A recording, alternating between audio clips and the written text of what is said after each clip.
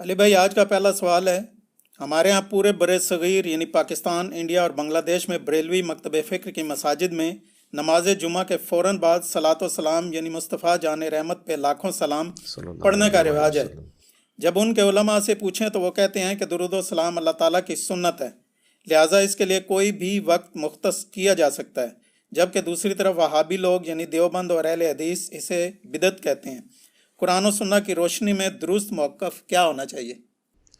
دیکھیں، اس میں تو کوئی شک نہیں ہے کہ درود شریف اللہ تعالیٰ کی جو نفلی عبادات ہیں ان میں سے ایک افضل ترین عبادت ہے، اور یہ درود شریف اللہ کی عبادت ہے، نبی صلی اللہ علیہ وآلہ وسلم کی عبادت نہیں ہے، کیونکہ اس میں آپ کیا کہتے ہیں؟ اللہم صلی علی محمد، اے اللہ آپ بھیجیں محمد صلی اللہ علیہ وآلہ وسلم پر درود یا رحمت، اللہم صلی علی محمد وعلی آل محمد۔ تو اللہ تعالیٰ سے ریکویسٹ کی جاتی ہے، تو یہ دعا ہے، اور دعا ہے عبادت۔ جامعہ ترمذی کے اندر، ابو داؤد میں، سنن نسائی میں حدیث ہے، الدعاء هو العبادہ، دعا ہی تو عبادت ہے۔ اور اس کے بعد نبی علیہ السلام نے جب یہ بات ارشاد فرمائی الدعاء هو العبادہ، پھر آپ نے سورۃ المؤمن کی آیت نمبر 60 تلاوت کی، ادعونی استجب لکم ان الذین یستکبرون عن عبادتی، اے میرے بندو مجھ سے مانگو میں تمہاری دعا کو قبول کروں گا، بے شک وہ لوگ جو میری عبادت سے تکبر کرتے ہیں۔ بات دعا کی ہو رہی تھی لیکن آیا عبادت سے، کیونکہ دعا عبادت ہے، ایاک نستعین بھی عبادت ہے، دعا مانگنا۔ اسی لیے ہم کہتے ہیں کہ صرف اللہ ہی کو پکارا جائے۔ تو جو لوگ میری عبادت سے تکبر کرتے ہیں میں انہیں ذلیل و خوار کر کے جہنم میں داخل کروں گا۔ سورۃ المؤمن، جسے سورہ غافر بھی کہتے ہیں، اس کی آیت نمبر ہے 60۔ اللہم اجرنا من النار، آمین۔ تو اس کے تحت درود شریف جو ہے یہ اللہ کی عبادت ہے، چونکہ وہ دعا ہے، لہٰذا جو عبادت ہے اس کے اوپر تو کوئی دوسری بات ہو ہی نہیں سکتی ہے۔ اور درود شریف کے حوالے سے تو ہمیں اللہ تعالیٰ نے قرآن حکیم میں حکماً یہ بات ارشاد فرمائی ہے، سورۃ الاحزاب کی آیت نمبر 56، ان اللہ وملائکتہ یصلون علی النبی یا ایھا الذین آمنوا صلوا علیہ وسلموا تسلیما اللہم صلی علی محمد وعلی آل محمد واصحابہ اجمعین الی یوم الدین، آمین۔ یہ آیت مبارکہ میں اللہ تعالیٰ نے واضح حکم دیا ہے کہ بے شک اللہ اور اس کے فرشتے نبی صلی اللہ علیہ وآلہ وسلم پر درود پڑھتے ہیں، اے ایمان والو تم بھی نبی صلی اللہ علیہ وآلہ وسلم پر درود اور خوب سلام بھیجو۔ اس کے کانٹیکسٹ میں جو پہلی اسلام کی تفسیر ہے نا، تفسیر تبری، امام ابن جریر تبری المتوفا 310 ہجری، ان کی تفسیر کو تفسیر ابن جریر بھی کہا جاتا ہے، ابن کثیر نے انہی سے ہی کاپی کی ہیں اکثر چیزیں۔ انہوں نے لکھا ہے کہ یہ جو اللہ کا درود ہے نا اور فرشتوں کا درود، یہ ہے کہ فرشتے دعائے رحمت کرتے ہیں نبی علیہ السلام کے لیے، اور اللہ اپنے نبی پہ رحمت بھیجتا ہے خود، کیونکہ اسے تو کسی کے کہنے کی ضرورت نہیں۔ تو یہ اللہ کا درود ہے۔ اللہ کا درود ہمارے والا درود نہیں ہے، ہمیں اللہ کو ریکویسٹ کرنی ہوتی ہے، اللہ تو خود ہی رحمت فرما دیتا ہے۔ تو درود و سلام کے حوالے سے یہ ذہن میں رکھیے گا کہ یہ آیت جب ان اللہ و ملائکتہ نازل ہوئی تو بخاری اور مسلم دونوں میں موجود ہے کہ صحابہ نے عرض کیا، اللہ کے محبوب علیہ السلام ہم نے آپ پر سلام تو سیکھ لیا ہے، السلام علیکہ ایھا النبی، جو آپ نے سکھایا ہے تشہد کے اندر، ہم آپ پر درود کیسے پڑھیں؟ تو پھر آپ صلی اللہ علیہ وآلہ وسلم نے نماز والا درود ابراہیمی تعلیم فرمایا۔ اور جو لوگ بدبختی پہ اترے ہوئے ہیں وہ اس کو وہابی درود کہنا شروع کر دیتے ہیں، حالانکہ بخاری مسلم میں نبی علیہ السلام نے یہ درود سکھایا ہے۔ حتیٰ کہ تفسیر نعیمی جو مفتی احمد یار خان نعیمی اور ان کے بیٹے نے مل کے لکھی ہے، اس میں واضح انہوں نے لکھا ہے کہ درود ابراہیمی جو ہے یہ ایک ناقص درود ہے نماز کے باہر، اور یہ پڑھنا گناہ ہے، نعوذ باللہ، گناہ۔ وہ کہتے ہیں نماز کے اندر تو درست ہے، وہ کہتے ہیں گناہ کی جسٹیفیکیشن وہ یہ دیتے ہیں کہ جی اس میں تو اللہ کا حکم پورا نہیں ہو رہا، کیونکہ اللہ تو کہہ رہا ہے درود اور سلام دونوں بھیجو، تو اس میں تو صرف درود ہے، سلام کوئی نہیں ہے۔ دیکھیں، اور نماز میں السلام علیکہ ایھا النبی آ جاتا ہے، میرے بھائی سلام اور درود دونوں انٹرچینجبل الفاظ ہیں. اگر یہی بات آپ کی منطق مان لی جائے نا تو 99% احادیث صرف درود کے بارے میں، سلام کے بارے میں نہیں ہے. مثلا صحیح مسلم میں جو حدیث ہے، جو شخص اذان کا جواب دے اس کے بعد مجھ پر درود پڑھے تو جو ایک دفعہ درود پڑھے گا اللہ اس پہ 10 رحمتیں نازل فرمائے گا.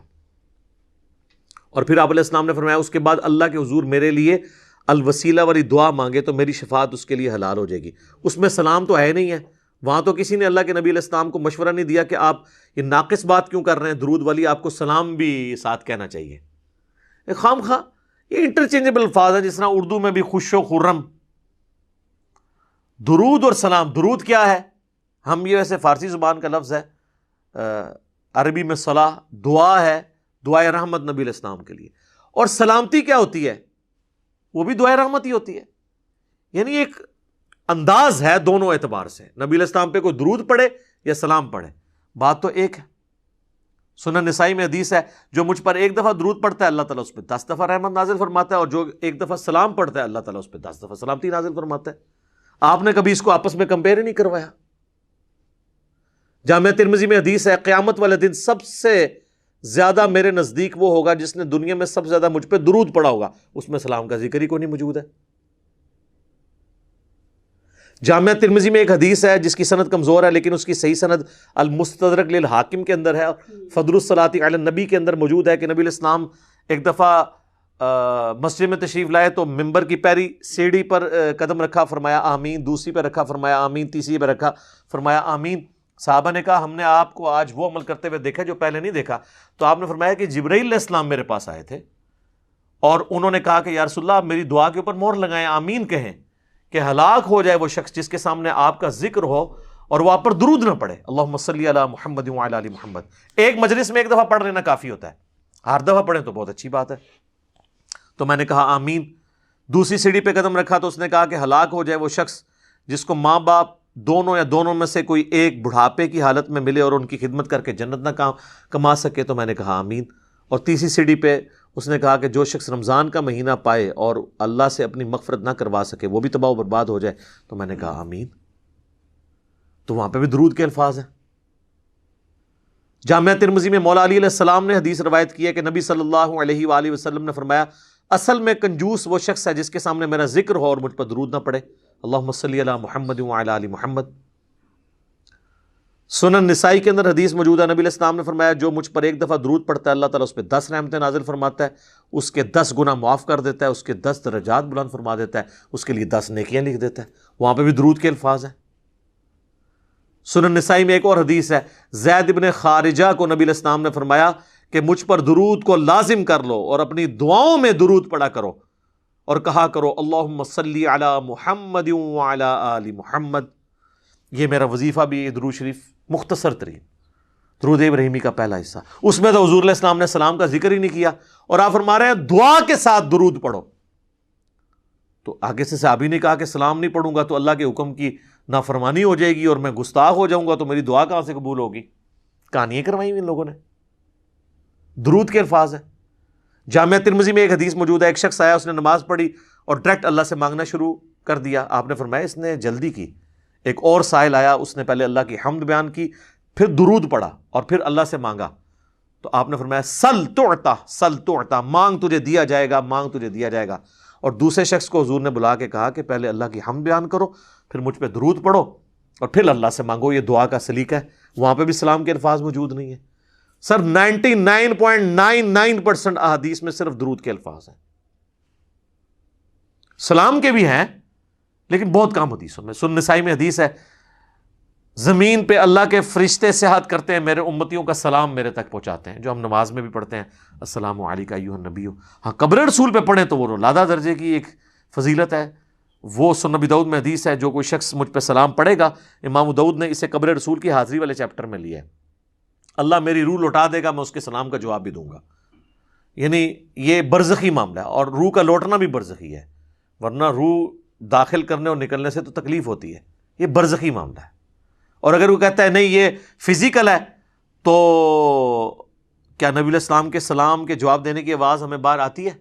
نہیں. تو ہمارا بھی وہاں تک پہنچنا برزخی ہے، ان کا بھی ہم تک پہنچنا برزخی ہے. تو وہ قبر رسول کی حاضری کے لیے یہ اسپیشل پروٹوکول ہے. وہاں پہ ہم عرض بھی کرتے ہیں. المصنف ابن ابی شیبہ میں ہے، سنن الکبریٰ البیہقی میں موجود ہے، الموطا امام مالک میں موجود ہے، فضل الصلاۃ علی النبی 4 کتابوں میں، کہ عبداللہ بن عمر جب بھی سفر پہ جاتے یا واپس آتے تو مسجد نبوی میں 2 نفل پڑھتے، اس کے بعد قبر رسول پہ حاضر ہو کے عرض کرتے السلام علیک یا رسول اللہ. پھر سیدنا ابو بکر کی قبر کے سامنے آ کے السلام علیک یا ابا بکر، اور پھر السلام علیک یا عمر، یا السلام علیک یا ابتا، اے میرے باپ تجھ پہ سلام ہو. تو وہاں پہ سلام عرض کرتے تھے. تو درود اور سلام دونوں انٹرچینجبل الفاظ ہیں، ایک دوسرے کی جگہ لیتے ہیں. یہ اگر کوئی کسی جگہ پر درود پڑھنا ہے، وہاں پہ کوئی درود اور سلام میں سے کوئی ایک چیز بھی پڑھ لے تو وہ کافی ہو جاتا ہے. تو ہم یہی تو کر رہے ہوتے ہیں. مجھے بتائیں، حضرت عیسیٰ علیہ السلام کا جب نام آتا ہے تو بہت کم دفعہ ہم کہتے ہیں علیہ الصلاۃ والسلام. اکثر ہم کیا کہتے ہیں؟ عیسیٰ علیہ السلام، ابراہیم علیہ السلام. لیکن محمد علیہ السلام آپ نے بہت کم سنا ہوگا، کیونکہ وہاں ہم صلی اللہ علیہ وآلہ وسلم کہہ رہے ہوتے ہیں. ادروائز یہاں پہ بھی محمد علیہ السلام بھی کہہ سکتے ہیں آپ، کوئی حرج نہیں ہے. تو یہ خام خواہ ان چیزوں کو یہ ایشو بناتے ہیں اور پھر لوگوں کے اوپر فتوے لگاتے ہیں. اور انہوں نے یعنی چیزیں ڈیوائز کی ہوئی ہیں، اور وہ کہتے ہیں جی اب جو بندہ جمعے کے بعد مصطفیٰ جان رحمت پہ لاکھوں سلام نہیں پڑھتا تو وہ اس کے دل میں بغض رسول ہے. دیکھیں، اندازہ کریں. یعنی اس کا تو مطلب یہ ہے کہ کل کو میں کوئی مسجد بناؤں اور اس میں اپنا لکھا ہوا کوئی نعتیہ کلام وہاں پہ جاری کر دوں ہر نماز کے بعد، جس میں نبی الاسلام کی تعریف ہو، اور جو کوئی شامل نہ ہو میں کہوں یہ گستاخ رسول ہے. پھر ہمیں مصطفیٰ جان رحمت پہ لاکھوں سلام سے کوئی چڑ نہیں. میں تو یہاں پڑھوایا ہے اسٹیج سے کئی دفعہ. اس کے بعد اشعار تو بہت ایکسٹرا آرڈنری اشعار ہیں. چند ایک چیزوں سے ہمیں بھی اختلاف ہے. نعت کے طور پہ آپ ضرور پڑھیں. وہ صحیح مسلم میں حدیث ہے کہ حسان ابن ثابت جو تھے وہ نبی الاسلام کے لیے نعت پڑھا کرتے تھے. باقاعدہ نعتی اشعار موجود ہیں. اور بخاری اور مسلم دونوں میں حدیث ہے، اے اللہ روح قدس کے ذریعے حسان کی مدد فرما، جس طرح کہ عیسیٰ ابن مریم کی ہوئی تھی. نبی الاسلام تو دعا کرتے تھے نعت پڑھنے والوں کے لیے. نعت کے طور پہ ضرور پڑھیں، لیکن جب آپ کسی چیز کو اجتماعی عبادت کی شکل دیں گے اور اسے کسی جگہ فکس کریں گے، جس طرح انہوں نے ہر نماز جمعہ کے بعد صلاۃ والسلام کھڑے ہو کے یوں پڑھتے ہیں اور اسے فکس کر لیا اس اعتبار سے، اور کھڑے ہو کر صلاۃ والسلام ایک دائرہ بنا کے، اور جو نہیں پڑھتا اس کو کہتے ہیں اس کے دل میں بغض ہے. حالانکہ ان سے پوچھے کہ صحابہ کرام صلاۃ والسلام اس طرح جمعے کے بعد پڑھتے تھے؟ ہیں اینج کریں گے، عربی میں ہی بتا دیں کہ پڑھتے تھے کہ نہیں. ہم کہتے ہیں یار اذان کے ساتھ درود نہ پڑھو، اذان کے بعد آپ درود اور دعا مانگو. مسلم شریف میں حدیث ہے شفاعت واجب ہو جائے گی. پہلے کیوں پڑھتے ہو؟ اس کا حصہ کیوں بنا دیا ہے؟ وہ کہتے ہیں ہم وقفہ کر لیتے ہیں، اور وقفہ بھی کرتے ہیں جب بجلی ہو، جب بجلی آف ہو، اسپیکر بند ہو، تو بغیر صلاۃ والسلام کے ہی اذان دے دیتے ہیں، کیونکہ وہ کسی اور کو سنا رہے ہوتے ہیں. تو کہتے ہیں جی کیا ہوا اگر ہم نے پہلے ملا لیا؟ تو ہم کہتے ہیں کیا حضرت بلال نے صلاۃ والسلام پڑھا تھا؟ ہیں؟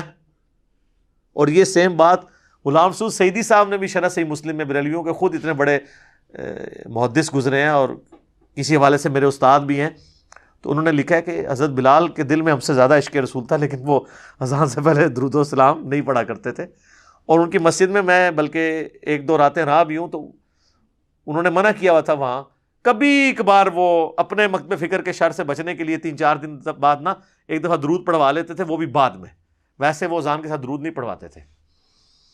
تو ہم جب کہتے ہیں تو وہ فوراً فتویٰ لگاتے ہیں. وہ کہتے ہیں نہیں بغض ہے جبھی تو منع کر رہے ہیں نا. ٹائم کوئی اللہ نے بتایا نہیں ہے. اگر اللہ نے ٹائم نہیں بتایا تو جب مرضی پڑھیں. تو سر پھر ہم آپ سے عرض کریں گے، کیا آپ مسجد میں جاتے وقت ٹوائلٹ کی دعا پڑھیں گے، یا ٹوائلٹ میں جاتے وقت دعا پڑھتے ہوئے ساتھ دروشی بھی پڑھیں گے؟ تو خود ہی ان کو سمجھ آ جائے گی بات کی کہ ہر چیز کا ایک وقت ہے. یہ تو اسی طریقے سے ہے، دروشی کا اگر کوئی وقت نہیں ہے تو پھر آپ قیام کے اندر سورہ فاتحہ کی جگہ دروشی پڑھنا شروع کر دیں گے، اپنی مطلب سے چیزوں کو اپنی مرضی سے چینج کریں گے. تو آپ حدیث سن لیں جامعہ ترمذی کے اندر، عبداللہ بن عمر کے سامنے ایک شخص کو چھینک آئی، اس نے کہا الحمدللہ والسلام علی رسول اللہ، تمام تعریفیں اللہ کے لیے اور سلام ہو نبی صلی اللہ علیہ وآلہ وسلم پر. اچھا الصلاۃ والسلام نہیں انہوں نے پڑھا. یہ کہتے ہیں نا درود سلام کے بغیر ناقص ہے، تو سلام تو درود کے بغیر اس سے بڑا ناقص ہوگا، کیونکہ اصل چیز تو درود ہے. تو انہوں نے تو نہیں پڑھا. تو عبداللہ بن عمر نے کہا میں بھی پڑھتا ہوں الحمدللہ والسلام علی رسول اللہ عام حالت میں، لیکن یہاں چھینک کے ساتھ میں نہیں پڑھتا. یہاں ہمیں نبی علیہ السلام نے صرف تعلیم فرمایا الحمدللہ یا الحمدللہ علی کل حال، تم وہی کہو جو نبی علیہ السلام نے تعلیم فرمایا. تو اس نے 295 نہیں لگوائی عبداللہ بن عمر کے اوپر کہ آپ درود کے منکر ہیں، آپ نہیں مانتے درود شریف کو. ان کی تربیت نبی علیہ السلام نے کی تھی. بخاری اور مسلم دونوں میں حدیث ہے، ایک صحابی کو آپ صلی اللہ علیہ وآلہ وسلم نے رات کے وقت وضو کے بعد سونے سے پہلے ایک دعا تعلیم کی. اس میں الفاظ تھے بِنَبِيِّكَ الَّذِي أَرْسَلْتَ، میں ایمان لایا اس پر جو میرے نبی کے ساتھ، تیرے نبی کے ساتھ اے اللہ نازل ہوا. تو اس نے اس دعا کو ریپیٹ کرتے ہوئے پڑھ دیا بِرَسُولِكَ الَّذِي أَرْسَلْتَ. بہتر الفاظ استعمال کیے، سپرلیٹو ڈگری ہے رسول. رسول تو صرف 315 ہیں، باقی تو 1,00,000 سے زیادہ انبیاء ہی ہیں. تو آپ فرمایا تم نے میرے الفاظ کیوں چینج کیے، وہی کہو جو میں نے کہا ہے. تو اس نے آگے سے نہیں کہا کہ یا رسول اللہ میں نے تو بہتر ڈگری لگا دی ہے، تو آپ قبول کر لیں، اس کو بدعت حسنہ کے طور پہ قبول کر لیں. آپ علیہ السلام کو پتا تھا کہ الفاظ نہ چینج کریں گے تو پھر معاملات خراب ہوں گے. اچھا پھر ان کے پاس ایکسکیوز باقی وہ رہ جاتا ہے، وہ دیکھیں جی منع کہاں ہے. اس کا بھی ہم نے ان کو جواب دیا ہے کہ منع تو ہو گیا نا جب جنرلی آپ علیہ السلام نے فرما دیا. صحیح مسلم میں 2005 نمبر حدیث امام جعفر نے امام باقر سے اور امام باقر نے جابر بن عبداللہ سے روایت کی رضی اللہ عنہم اجمعین و علیہم السلام اجمعین کہ نبی علیہ السلام ہر خطبے سے پہلے کہتے تھے اما بعد فإن خیر الحدیث کتاب اللہ وخیر الہدی ہدی محمد صلی اللہ علیہ وآلہ وسلم وشر الامور محدثاتها وکل محدثۃ بدعہ وکل بدعۃ ضلالہ وکل ضلالۃ فی النار. کچھ الفاظ مسلم کے ہیں، کچھ سنن نسائی کے، کچھ ترمذی کے. آگاہ ہو جاؤ سب سے بہترین کلام اللہ کی کتاب ہے، سب سے ہدایت یافتہ راستہ محمد صلی اللہ علیہ وآلہ وسلم کا ہے. بدترین کام وہ ہیں جو دین میں خود سے داخل کر دیے جائیں، اور وہ تمام کام بدعتیں ہیں، تمام بدعتیں گمراہیاں ہیں، اور تمام گمراہیاں آگ میں لے جانے والی ہیں. اللہم اجرنا من النار، آمین. تو اب حضور آپ کو کیسے منع کریں؟ آپ جنرل کہہ رہے ہیں کہ میں نے جو تعلیم کیا اس سے ہٹ کے آپ نے نہیں کرنا.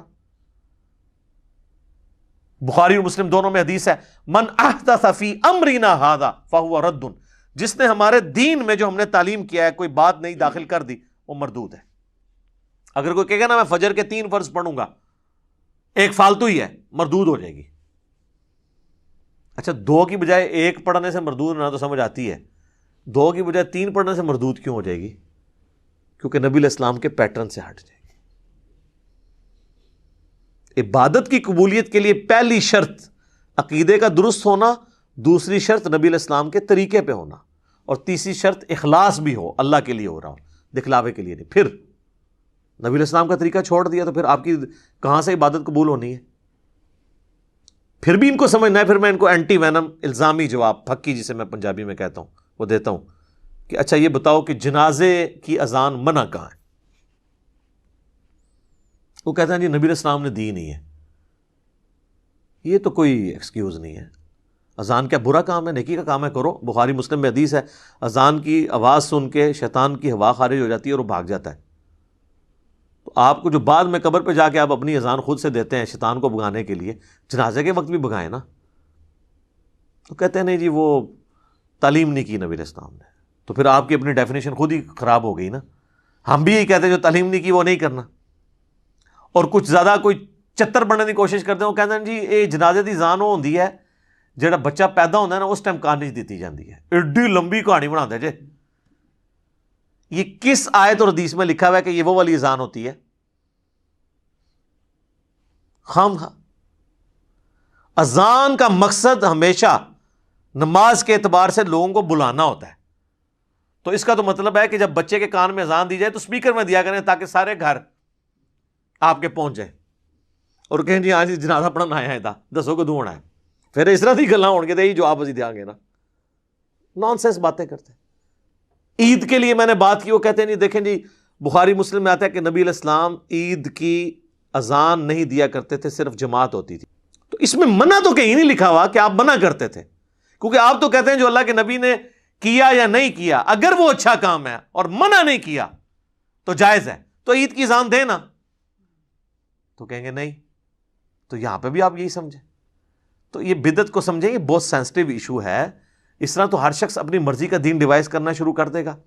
وہ کہتے ہیں نہیں جی ایک حدیث ہے صحیح مسلم کے اندر کہ جس نے اسلام میں اچھی بدعت جاری کی اسے ثواب ملے گا، اور جتنے لوگ عمل کریں گے اس کا ثواب بھی ملے گا. جس نے بری بدعت جاری کی تو اس کا وبال اس پہ ہوگا، اور جتنے لوگ عمل کریں گے ان کا وبال بھی اس پہ پڑے گا. سر یہ کہیں مسلم شریف میں ان الفاظ کے ساتھ نہیں ہے، یہ الفاظ ہیں سنت حسنۃ اور سنت سیئۃ. جس نے اچھی سنت جاری کی اور جس نے بری سنت جاری کی. اچھا طریقہ، سنت مانے طریقے کے.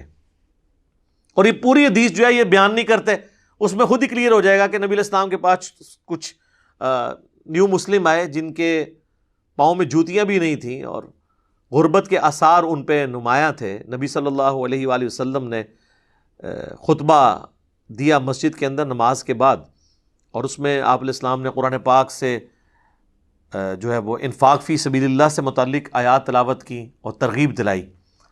تو لوگ اپنے اپنے گھروں کو گئے تاکہ ان نیو مسلمز کی مالی مدد کریں. تو ایک شخص گیا، وہ اتنا بڑا جو ہے نا وہ بھر کے نا بورا، صحابہ کہتے ہیں بڑی مشکل سے وہ گھسیٹتا ہوا لا کے مسجد کے سین میں اس نے رکھا.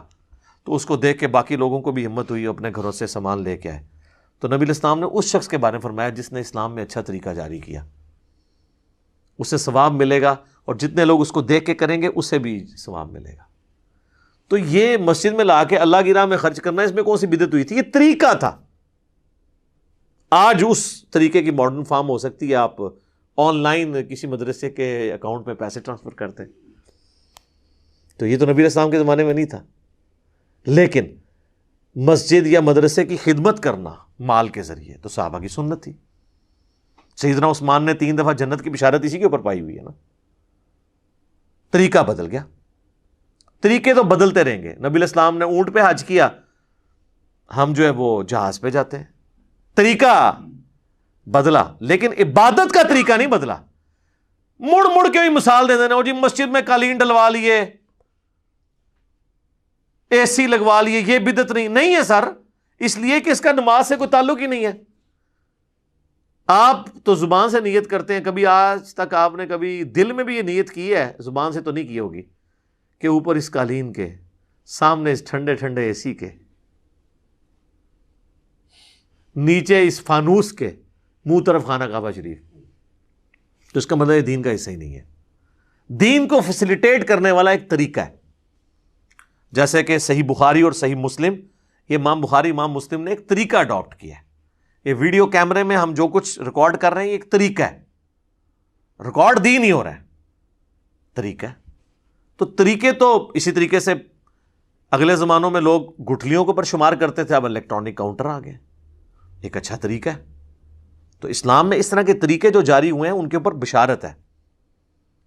اور برے طریقے اگر کوئی جاری کرے گا تو ظاہر ہے اس کے اوپر وبال ہوگا. تو یہ اچھی بدعت اور بری بدعت والا معاملہ نہیں ہے، اچھا طریقہ اور برا طریقہ ہے. بدعت کی ڈیفینیشن کو اس حوالے سے نہ، اور پھر یہ اتنے اس معاملے میں سخت ہیں. اسی جمعے کو ہم نے ایک جگہ مسجد میں نماز پڑھی. اب وہ مسجد بھی یعنی وہ جنہوں نے بنوائی ہے، ایک بھائی ان کا اہل حدیث ہے، ایک بریلوی ہے. امام مسجد انہوں نے وہ رکھا ہوا ہے ایک بریلوی، اور جو خطبہ دیتے ہیں وہ ایک اہل حدیث ٹائپ ہیں بھائی، تنظیم اسلامی کے جو رفع الاجدین سے نماز پڑھتے ہیں. تو نماز پڑھ کے ہم نکلے ہیں تو انہوں نے جناب سپیکر آن کر کے ایک بچہ کھڑا کر کے 2 بندے کھڑے کر کے مصطفیٰ جان رحمت اللہ کو سلام شروع کر دیا، اور عجیب و غریب نظروں سے باقیوں کو دیکھ رہے ہیں کہ یہ لوگ پڑھ نہیں رہے. انہوں نے یعنی یہ سمجھا کہ اب یہ اس جمعے کا حصہ بن گیا، تو بنا دیا انہوں نے. وہ کہتے ہیں جمعے والے دن درود شریف کی بڑی فضیلت ہے.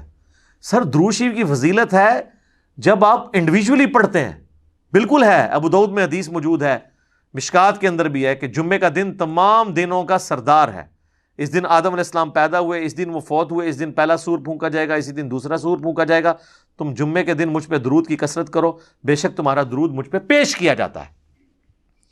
ایک صحابی نے عرض کیا اللہ کے نبی جب آپ مر جائیں گے اور آپ کی ہڈیاں مٹی میں مل جائیں گی، الفاظ ذرا غور کریں، کوئی گستاخی کا فتویٰ نہیں لگا ان پہ، تو کیا آپ پہ اس وقت بھی درود پیش ہوگا؟ تو آپ نے فرمایا ان اللہ حرم علی الارض ان تاکل اجساد الانبیاء، بے شک اللہ نے مٹی کے لیے حرام کر دیا ہے کہ وہ نبیوں کے جسموں کو کھائے. مجھ پہ اس وقت بھی درود پیش ہوگا. تو ظاہر ہے درود شریف جمعے والے دن پڑھنا چاہیے. اللہم صلی علی محمد وعلی آل محمد. ہم تو پڑھتے ہیں اہتمام کے ساتھ جمعے والے دن درود شریف، لیکن اس کو آپ مصطفیٰ جان رحمت پہ لاکھوں سلام کس طرح فٹ کر رہے ہیں؟ بریلویوں نے یہ نشانی بنا دی، دیوبند نے جی وہ ایک درود شریف وہ جی 80 دفعہ پڑھ لیں جمعے والے دن 80 سال کے گناہ معاف ہو جائیں گے. بریلویوں کو بھی بتایا جاتا ہے وہ اللہم صلی علی محمد النبی الامی وآلہ وسلم تسلیما. تو سر یہ القول البدیع کتاب میں موجود ہے اس کا ریفرنس, اور وہ جو اس کا راوی ہے نا امام سخاوی, وہ نبی علیہ السلام کے 500 سال بعد آیا اور اس نے بغیر سند کے یہ حدیث لکھی ہے. یہ حدیث کہاں ہے؟ اس کی کوئی ملتی جلتی کوئی سند موجود ہے طبرانی میں بھی, وہ بھی متروک اور ضعیف راویوں سے ہے. 80 سال کے گناہ اس طرح معاف نہیں ہوں گے. اسی تو لوگ پھر صرف جمعہ ہی پڑھتے ہیں, اس کے بعد 80 دفعہ درود شریف پڑھ لیتے ہیں, 5 وقت کی نماز ہی چھوڑی ہوئی ہے لوگوں نے. اس طرح نہیں 80 سال کے گناہ معاف ہوتے. درود شریف آپ پڑھیں, ضرور پڑھیں, لیکن جب آپ ایون آپ 100 دفعہ پڑھیں, 80 دفعہ پڑھیں, پڑھنا چاہتے ہیں ضرور پڑھیں, لیکن جب آپ ہلکا بنائیں گے, ایک اجتماعی شکل دیں گے, یہ یاد رکھیں پیٹ رول بدعت کا. انڈیویجولی آپ جو مرضی کریں, جو کتاب و سنت میں آیا ہوا ہے, ٹائم سے ہٹ کے بھی,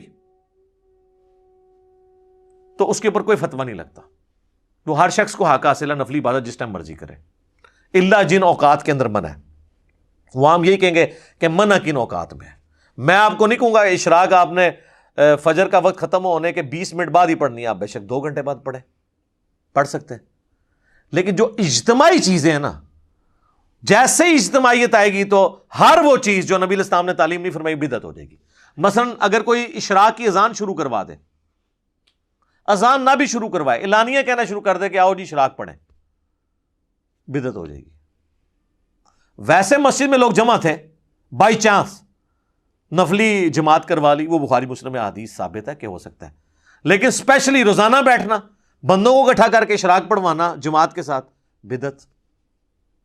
انڈیویجول آپ کریں, انڈیویجولی آپ تسبیح پہ پڑھیں, گٹھلیوں پہ پڑھیں, کوئی حرج نہیں ہے. ابو داؤد میں حدیث ہے, ایک صحابیہ پڑھ رہی تھی, نبی علیہ السلام نے اس کو منع نہیں کیا, بلکہ آپ نے کہا اس سے آسان وظیفہ تعلیم فرماتا ہوں, ہمارے نزدیک گٹھلیوں پہ پڑھنا جائز ہے, آپ تسبیح بھی پڑھ سکتے ہیں. لیکن اگر آپ بندے اکٹھے کر لیں اور آگے ایک چادر بچھا کے گٹھلیاں رکھ لیں اور اجتماعی اس کو شکل دے دیں, تو اس کے اوپر بدعت کا فتویٰ لگ جائے گا. اور یہ میں بدعت کا فتویٰ اپنی طرف سے نہیں لگا رہا. سنن دارمی میں اتنی رکت انگیز حدیث ہے المقدمہ کے اندر, مقدمے کے اندر, سنت کی اہمیت کو اجاگر کرنے کے لیے. اور امام دارمی وہ ہیں جن سے آلموسٹ 70 احادیث امام مسلم نے لی ہیں. امام مسلم کے استاد ہیں امام دارمی. اور کتب ستہ کے بعد جس کتاب کا نمبر ہے نا, الموطا امام مالک اور مسند احمد کو چھوڑ کے, وہ سنن دارمی ہے. اس کے مقدمے میں یہ روایت موجود ہے, بریلویوں نے چھاپی بھی ہے, آپ خود پڑھ لیں. کوفے کی جامع مسجد کے اندر کچھ لوگ بیٹھ کے گٹھلیوں کے اوپر پڑھ رہے ہوتے ہیں سبحان اللہ, الحمدللہ, لا الہ الا اللہ, اللہ اکبر. سر اس سے افضل کوئی وظیفہ ہی نہیں ہے. صحیح مسلم میں حدیث ہے کہ جن چیزوں پہ سورج طلوع ہوتا ہے نا, مجھے ان کلمات سے بڑھ کر کوئی اور عزیز چیز نہیں ہے. جن پہ بھی سورج طلوع ہوتا ہے, یعنی دنیا اور جو کچھ اس کے اندر ہے, سے بڑھ کے مجھے محبوب ہے سبحان اللہ والحمدللہ ولا الہ الا اللہ واللہ اکبر. یہی تسبیح فاطمہ میں بھی الفاظ ہیں. تو ابو موسیٰ اشعری رضی اللہ تعالیٰ عنہ نے مسجد میں دیکھا کہ اس طرح, تو ایک بندہ بولتا ہے جی پڑھو 100 دفعہ سبحان اللہ. لوگ 100 دفعہ سبحان اللہ پڑھتے ہیں اور وہ اپنی گٹھلیاں پھینکتے ہیں. اب ان کو یہ عجیب لگا, انہوں نے بجائے کو فتویٰ لگانے کے نا, وہ عبداللہ ابن مسعود کے گھر آئے اور کہا کہ حضرت, وہ اس لیے بھی کہ عبداللہ ابن مسعود حضرت عمر کے یہ دور کی بات ہے, حضرت عمر کے دور میں وہ چیف جسٹس بھی تھے اور دین کو زیادہ جانتے تھے. تو یہ حضرت عمر یا حضرت عثمان کے دور کی بات ہوگی, کیونکہ حضرت علی کا زمانہ تو خلافت کا نہیں پایا. ابن مسعود 33 ہجری میں فوت ہوئے ہیں. عبداللہ ابن مسعود کو انہوں نے آگے کہا کہ آج میں نے مسجد میں ایسا کام ہوتے ہوئے دیکھا ہے جو میں نے نبی علیہ السلام یا ان کے اصحاب میں تو نہیں دیکھا. تو ان کا کیا, تو ان کا یہ ہو رہا ہے. تو انہوں نے کہا کہ تم نے ان کو یہ کیوں نہیں کہا کہ اپنے بیٹھ کے گناہ شمار کرو, یہاں پہ بجائے یہ گٹھلیاں شمار کرنے کے اپنے گناہ شمار کرو. انہوں نے کہا کہ میں ابو عبد الرحمن, میں آپ کے پاس اسی لیے آیا تھا کہ میں آپ سے آ کے اس حوالے سے ڈسکس کروں. تو وہ جناب ابن مسعود کہتے ہیں میں تمہارے ساتھ مسجد میں جاتا ہوں. جا کے دیکھا انہوں نے, غصے میں آئے. وہی الفاظ جو اکثر آپ کو عمر سیریز میں بھی, وہی حکم تباہ ہو جو تمہارا ستیہ ناس, ابھی تو اللہ کے نبی کے کپڑے بھی پرانے نہیں ہوئے، آپ صلی اللہ علیہ وآلہ وسلم کے برتن بھی نہیں ٹوٹے، اور آپ کے ساتھی بھی مر نہیں گئے سارے، اور اے امت محمدیہ تم نے اس طرح کی خرافات دین میں بدعت داخل کر دی ہیں۔ انہوں نے کہا کہ ہم تو سبحان اللہ الحمدللہ ہی پڑھے، انہوں نے کہا بیٹھ کے اپنے گناہوں کو شمار کرو، یہ طریقہ نبی علیہ السلام کا نہیں ہے تعلیم کیا ہوا، اپنی اپنی عبادت کرو۔ اور پھر ابن مسعود نے ایک جملہ بولا، وہ میں سمجھتا ہوں ان کی کرامت ہی ہے، انہوں نے کہا مجھے تو لگتا ہے تم میں سے اکثر لوگ، شاید اللہ کو بہتر پتہ ہے، مجھے تو لگ رہا ہے کہ دین سے ہی پھر جائیں گے۔ اور وہی ہوا، وہ اسی حدیث کے اندر وہ تابعی کہتے ہیں اللہ کی قسم میں نے ان میں سے کئی لوگوں کو نہروان کے مقام پر خوارج کی طرف سے مولا علی کے خلاف لڑتے ہوئے دیکھا، مجھے یاد آیا کہ ابن مسعود نے صحیح کیا جی، وہ خارجی ہو گئے۔ یہاں پہ آپ کے سارے صوفیاء کے وہ ختم خواجگان اور ختم فلاں اور وہ کیٹیاں اور کوئی بھی نہ کرے تو تیجے 40ویں کے اوپر اور دعا کے نام کے اوپر دیوبندی بھی یہ سارے کام کر رہے ہوتے ہیں۔ تو ہم جب ان کو سمجھاتے ہیں تو وہ کہتے ہیں جناب آپ لوگ ان چیزوں کو صحیح نہیں مان رہے، آپ اللہ کے ذکر سے روک رہے ہیں، آپ جو ہے وہ منکر ہو گئے ہیں۔ تو خدا کے لیے ہوش کے ناخن لیں، یہ جو اس کو لازم کر کے جمعے کا حصہ بنا دیا ہوا ہے، بلکہ ہمارے تو پنجاب میں تو اکثر مساجد میں فجر کے بعد بھی یہ پڑھا جاتا ہے، جمعے والی بات نہیں رہی، اب تو فجر کے بعد بھی پڑھا جاتا ہے۔ اور کئی مساجد ایسی ہیں کراچی میں آپ چلے جائیں جہاں روزانہ ایک نیا سلام پڑھتے ہیں، وہ میرا خیال انہوں نے اسی لیے نیا رکھا ہے کہ جی دیکھیں ہم بدل کے پڑھ رہے ہیں، ہم نے ایک کو مخصوص نہیں کر لیا۔ لیکن یہ بدعت ہی ہے جو آپ نے نا اجتماعی عبادت کوئی بھی دین میں خود سے داخل کر کے اس طریقے سے اس کا پابند کرنا، یہ غلط ہو جائے گی۔ انڈیویجول آپ بے شک کریں۔ اب کوئی کہہ سکتا ہے یہ جو درس قرآن مسجد کے اندر ہوتے ہیں یا درس حدیث ہوتے ہیں یہ بھی تو اجتماعی ہے، یہ نبی علیہ السلام نے مقرر نہیں فرمایا۔ سر اس کی تو دین اصل میں ہے کہ صحابہ کرام اجتماعی شکل میں ہی درس میں شریک ہوا کرتے تھے۔ بخاری مسلم میں آتا ہے عبداللہ ابن مسعود کہتے ہیں کہ میں تمہارے لیے ہفتے میں ایک ہی دن مقرر کروں گا، کیونکہ نبی علیہ السلام بھی ہمیں ہفتے میں ایک ہی دن جمعرات کے دن واز کیا کرتے تھے تاکہ ہم اکتا نہ جائیں۔ تو صحابہ کرام علمی حلقوں میں بیٹھ کے لوگوں کو سکھانا یہ اصل ہے، پوری کی پوری دین میں موجود ہے۔ اس کے لیے آپ کوئی بھی ٹائم رکھ لیں، کوئی حرج نہیں ہوگا۔ یہ وہ اجتماعی حلقے ہیں جن کی اصل ہے،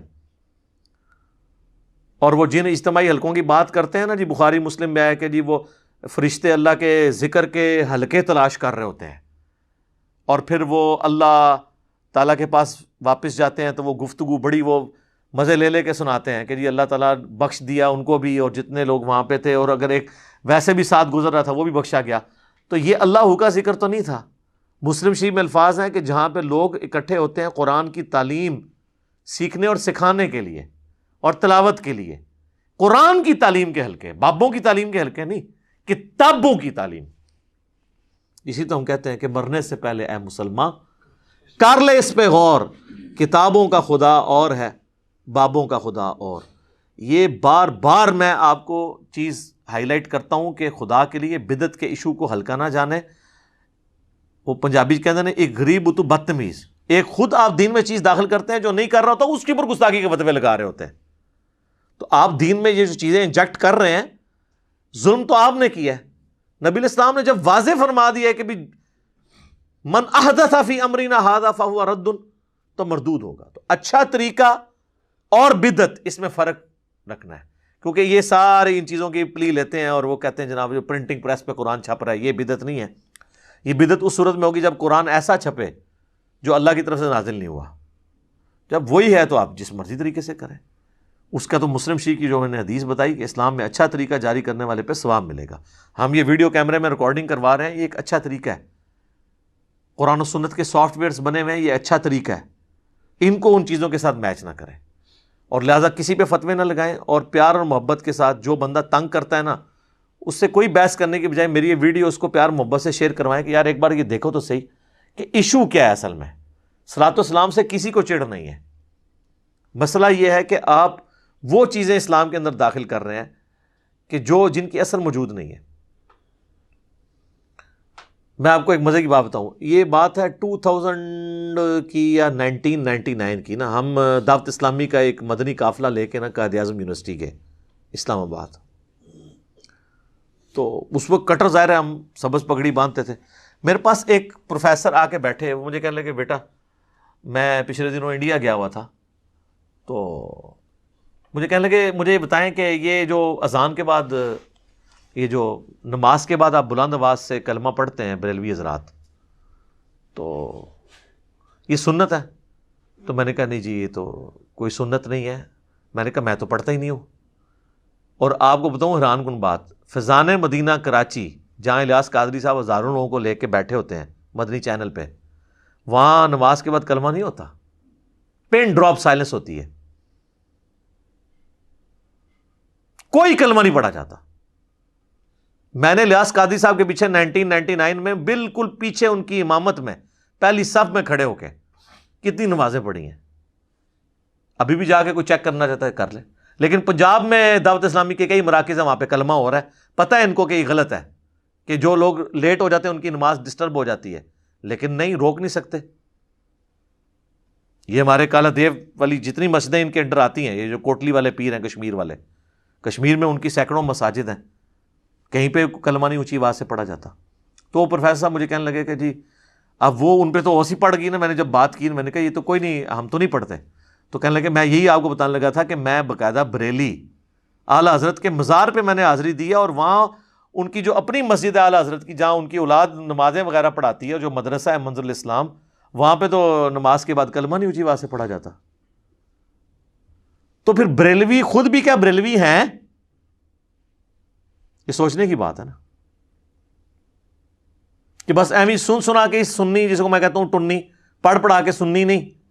میں کہتا ہوں جی اعلیٰ حضرت کی تعلیمات میں کئی باتیں ایسی ہیں جن پہ یہ عمل کر لینا تو باقی مکاتب فکر کے ساتھ یہ کئی اختلافات ختم ہی ہو جائیں.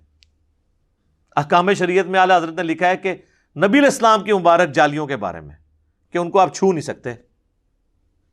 عام قبر کے بارے میں لکھا ہے اس کے سامنے حد رکوع جھک نہیں سکتے. قبر کو چومنا، وہ کہتے ہیں چومنے میں اختلاف ہے، لیکن میرے نزدیک بہتر ہے کہ چوما بھی نہ جائے، حد رکوع جھکا بھی نہ جائے، اس کو ہاتھ بھی نہ لگایا جائے. تو یہ قبروں کو چومنے چاٹنے والے سارے لوگ کون ہیں؟ تو تعلیمات کو، اور اعلیٰ حضرت نے کوئی اسلام جاری نہیں کیا کہ بھی انہوں نے کہا کہ میری مسجد میں جو ہے مصطفیٰ جان رحمت پہ لاکھوں سلام پڑھا جائے. اب باقی انہوں نے وصایا شریف میں کہا تھا کہ میری میت کے ساتھ جو ہے نا وہ پڑھا جائے، وہ کعبے کے بدرود ہو جا تم پہ کروڑوں درود، وہ والا سلام. یہ والا اس میں پھر بھی نہیں ہے. لیکن یہ بھی مطلب میں ویسے انفارمیشن کے طور پہ بتا رہا ہوں، یہ نہ تسی کہو کہ جی یہ شروع کرا دینے جڑا اعلیٰ حضرت تو ثابت ہے. اعلیٰ حضرت سے نہیں ثابت دیکھنا، وہ آپ نے حضرت محمد صلی اللہ علیہ وآلہ وسلم سے ثابت دیکھنا ہے، جن کو آپ اعلیٰ نہیں کہتے ہیں، صرف حضرت محمد کہتے ہیں. فرق دیکھ لینا، وہ صرف حضرت محمد، یہاں اعلیٰ حضرت. ٹھیک ہے نا جی. میں کئی بار سنتا ہوں، آپ دیکھیں یہ اپنے علماء کے ناموں کے ساتھ اتنی لمبی لمبی دمیں، کئی بار یعنی مدنی چینل پہ میں نے دیکھا ہے نا کہ وہ الیاس قادری صاحب کا نام لیتے ہیں تو ان کے ساتھ اتنے القابات، ابو البلال فلاں فلاں فلاں، اپنی کتاب میں فرمان مصطفیٰ نقل کرتے ہیں، مصطفیٰ کلّہ صلی اللہ علیہ وآلہ وسلم. کبھی کبھار القابات بھی لگا لیتے ہیں، کئی بار اکیلے بھی. اور کئی لوگ تو ایسے ہیں اللہ معافی دے، اگر ایک جملے میں 3 دفعہ نام ہے، تینوں دفعہ القابات ریپیٹ کرتے ہیں. تقریر لمبی ہو جائے ان کو کوئی غرض نہیں ہے، چیزیں خود سے دین میں داخل کی ہوئی ہیں اور باقیوں کا اس کو پابند بنایا ہوا ہے. اور جب کوئی پوچھتا ہے تو کہتے ہیں جی آپ لوگ منکر ہو گئے. ابھی انہوں نے اذان شروع کروا دی ہوئی ہے اس کے اوپر، قبر کے اوپر. پوچھے کہاں لکھی ہے، وہ کہتے ہیں جی بات یہ ہے کہ قبر میں سوال ہونے ہیں نا، ان سوالوں کے جواب اذان میں. تو نبی علیہ السلام کو اس بات کا نہیں پتا تھا تو آپ ہی شروع کروا دیتے، اور کہتے ہیں دیکھیں اذان ہی دی ہے نا جی، کوئی ادھر کوئی لڈی تو نہیں ڈالی نا، کوئی غلط کام تو نہیں کیا. وہی بات، پھر تو سر جنازے سے پہلے بھی اذان کروائیں، عید سے پہلے بھی اذان کروائیں، منع تو وہ بھی کوئی نہیں ہے، صرف ثابت نہیں ہے نا، کرواتے جائیں. تو یہ بدعت کے ایشو کے بارے میں معاملات کو دیکھنے کی ضرورت ہے. باقی یہ میں مانتا ہوں کہ اہل حدیث نے بھی ہر مسئلے کے اوپر جو بدعت کا فتویٰ لگایا نا، وہ بھی بالکل پھر غلط طرف چلے جاتے ہیں، وہ بھی ایکسٹریم رویے ہیں. اس طرح کے معاملات کو جو ہے نا وہ پھر بدعت کے حوالے سے خود کے ہی ایک معاملات میں وہ پھنس جاتے ہیں. لیکن جو بنیادی چیزیں ہیں ان کو آپ دیکھ کے چلیں، تاکہ دین کے اندر ایسی چیزیں داخل نہ ہوں کہ جس کی وجہ سے آپ کو پھر تکلیف اٹھانی پڑے، اور الٹا آپ تو وہ جاری کر کے سائڈ پہ ہو جاتے ہیں، جو بیچارے نہیں کر رہے ہوتے ان کے اوپر گستاخی کے فتوے لگ رہے ہوتے ہیں. تو اللہ تعالیٰ ہمیں کتاب و سنت کی تعلیمات کے مطابق چلنے کی توفیق عطا فرمائے. آمین. ٹھیک ہوگا جی.